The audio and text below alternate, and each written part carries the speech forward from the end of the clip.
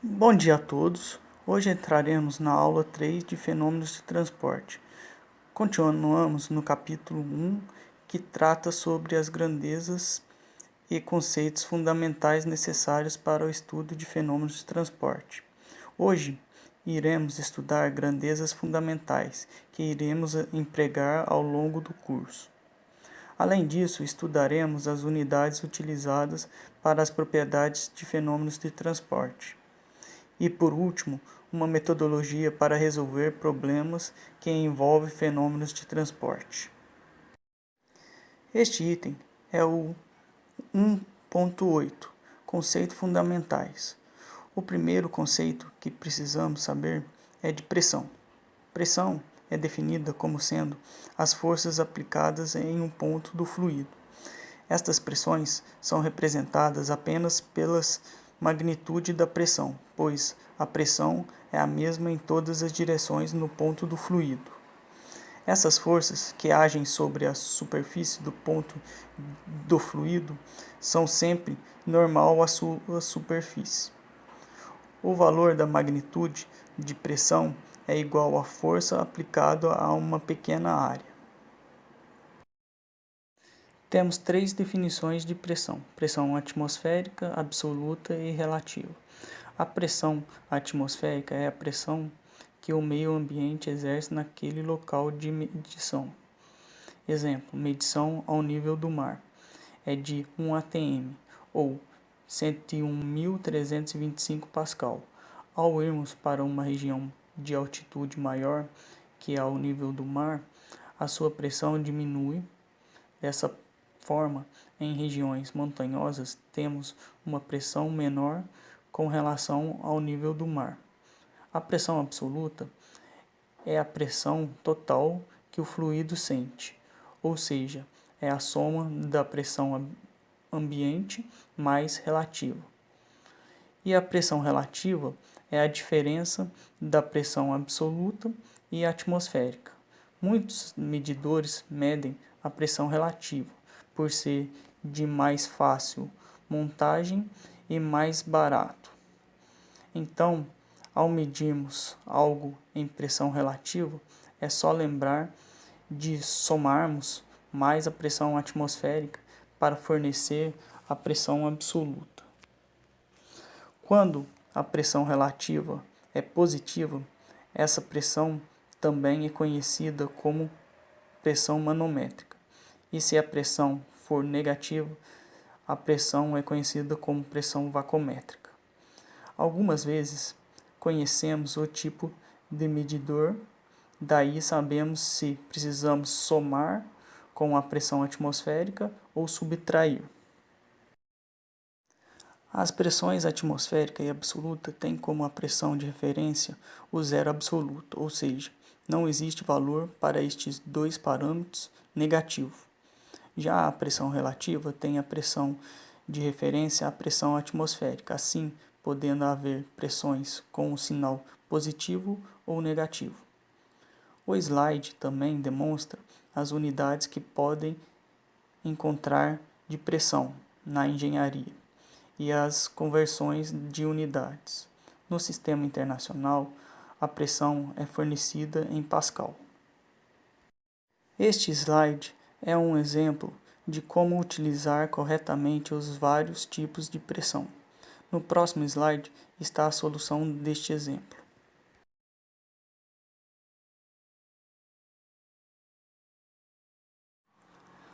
Aqui está a solução do exemplo 1.2.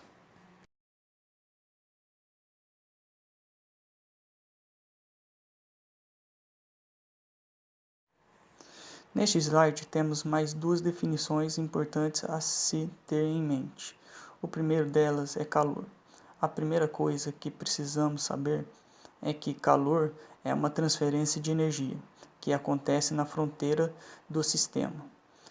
Para que exista esse tipo de transferência de energia, o sistema e a sua vizinhança têm que estar com valores diferentes de temperatura. Enquanto existe diferença de temperatura, existe transferência de energia por calor. O calor somente termina quando a temperatura do sistema e da vizinhança são iguais. Agora, vamos definir trabalho. Trabalho também é uma transferência de energia que ocorre na fronteira do sistema. Porém, a sua diferença é que, do ponto de vista termodinâmico, essa energia resulta no levantamento de um peso na parte externa do sistema, ou seja, um movimento mecânico, e o trabalho acaba quando a parte externa do sistema não levanta mais um peso. Neste slide, mostramos com o que eu quero dizer que o trabalho na termodinâmica se define como um levantamento de um peso. Aqui temos duas figuras. A primeira tem-se uma turbina em que apenas a hélice fica de fora do sistema. Como definição de trabalho, observamos que na fronteira do sistema, aonde se localiza a turbina, existe um trabalho, pois a hélice está girando. Seria a mesma coisa que retirássemos a hélice da turbina e colocássemos uma polia com um peso. Seria o caso da segunda figura. Ao girarmos o eixo da turbina, o peso se movimentaria, e assim a definição que foi apresentada do trabalho fica mais clara. Pode-se observar aqui mais dois outros tipos de trabalho, o trabalho elétrico e o trabalho de expansão. Os dois podem realizar o levantamento de um peso. A equação do trabalho é dada por força vezes a variação da distância, que também pode ser dado como pressão vezes a variação do volume. No sistema internacional, a unidade de trabalho é Joule, J maiúsculo. Trabalho define a quantidade da energia, mas não a qualidade dessa energia, pois um valor X em Joule pode ser fornecido pela máquina em 2 dias e outro em 1 dia. Portanto, um melhor parâmetro para definir se uma máquina é melhor que a outra é através da potência, pois potência é dado por trabalho dividido por tempo, que nos fornece a unidade watt, W maiúsculo. Como o calor é transferência de energia na fronteira da mesma forma que o trabalho, a unidade também é joule. No primeiro exemplo, observamos que a única forma de transferência de energia é na forma de calor do gás para as paredes. Já no segundo exemplo, quando mudamos a fronteira do sistema, a única forma de energia na fronteira do sistema é trabalho. Por isso, é de primordial importância saber colocar a fronteira do sistema corretamente no estudo do seu problema. No primeiro exemplo, temos duas formas de trabalho rotativo. O primeiro é por rotação de um ventilador e o segundo por rotação de uma polia ligado a um peso. O segundo exemplo tem-se o caso de trabalho elétrico na fronteira do sistema. Neste exemplo, temos que o sistema foi colocado inicialmente de forma que temos trabalho de eixo. Ao mudarmos a fronteira do sistema, observamos que não existe mais transferência de energia. Por isso, como já foi comentado em um slide anterior, deve-se prestar atenção aonde colocar a fronteira do sistema, para que, de fato, seja feita a análise correta do problema. Um último caso a ser analisado é um difusor. Neste caso, não existe transferência de energia na fronteira, ou seja, o fluido que entra e sai do difusor tem a mesma energia total, porém, a sua energia pode ser alterada.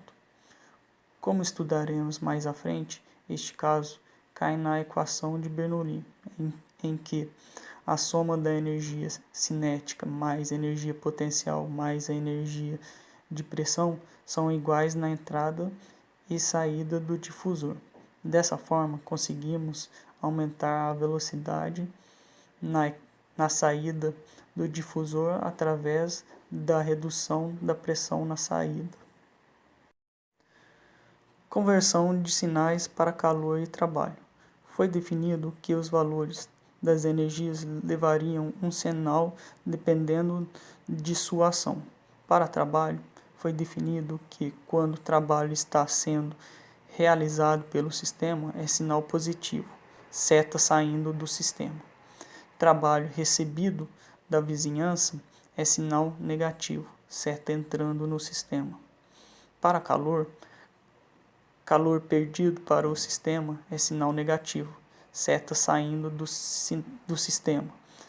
Calor recebido da vizinhança é sinal positivo, seta entrando no sistema. Observe que a seta entrando no sistema para calor é positivo e para trabalho é negativo. O mesmo ocorre com setas saindo do sistema. Os sinais são diferentes para cada tipo de energia. Entramos agora no item de grandezas e sistemas de unidade. Primeiro, vamos estudar as grandezas fundamentais. Dessas grandezas, conseguimos obter qualquer outra grandeza derivada. As grandezas fundamentais são 7. Comprimento, tempo, massa, temperatura, corrente elétrica, quantidade de matéria e intensidade luminosa. Para o estudo de fenômenos de transporte, iremos nos ater apenas às 4 primeiras grandezas da tabela. Nesta tabela tem-se a definição das unidades no sistema internacional, de cada grandeza fundamental, utilizada no curso de fenômenos de transporte. Como é que se chega ao valor de cada grandeza? A tabela mostra as grandezas derivadas, as equações para chegar na grandeza derivada e a simbologia se utilizássemos apenas as unidades fundamentais em vez das unidades derivadas de cada grandeza. No item 1.91, fatores de conversão de unidade de comprimento, área, volume e massa, demonstra-se a conversão de unidade da respectiva grandeza na tabela. Estas são as mais utilizadas pelos engenheiros.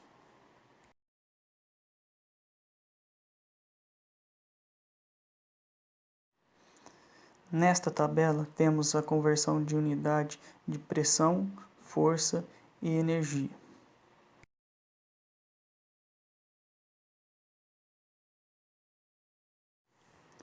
Agora tem-se a tabela com conversão de unidade de energia específica, entropia específica, calor específico, constante do gás, massa específica e volume específico.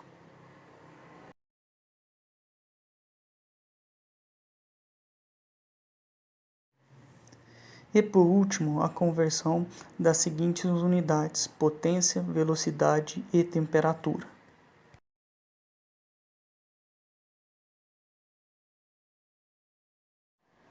Neste item de metodologia para resolver problemas de fenômenos de transporte, eu vou ensinar uma metodologia simples para que alcancemos os resultados do dia a dia, envolvendo fenômenos de transporte.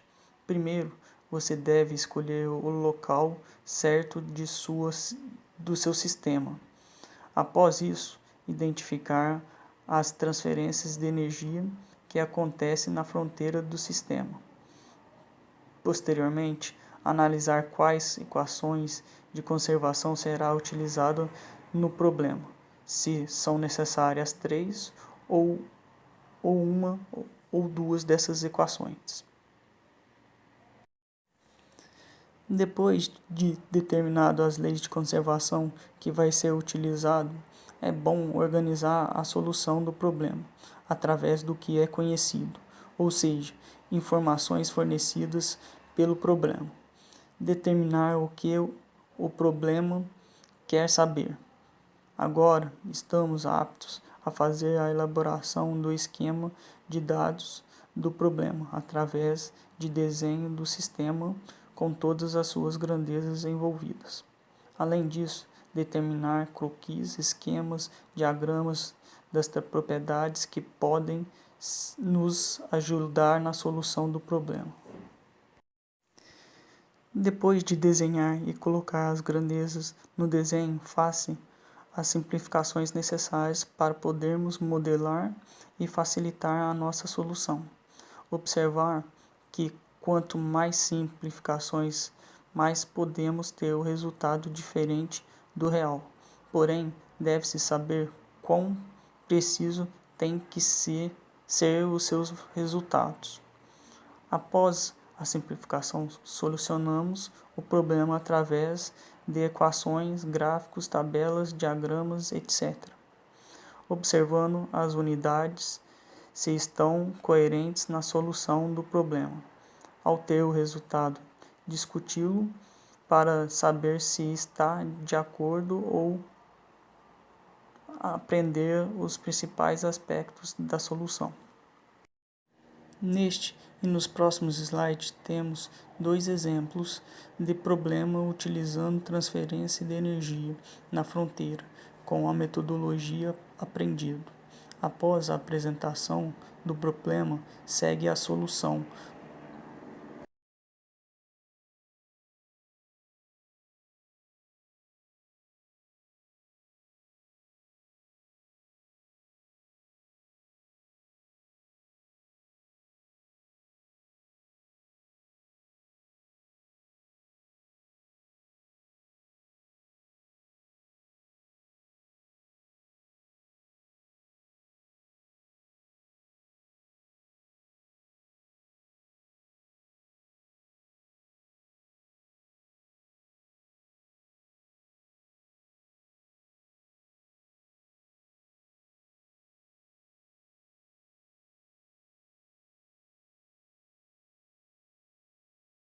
Chegamos ao fim de mais uma aula.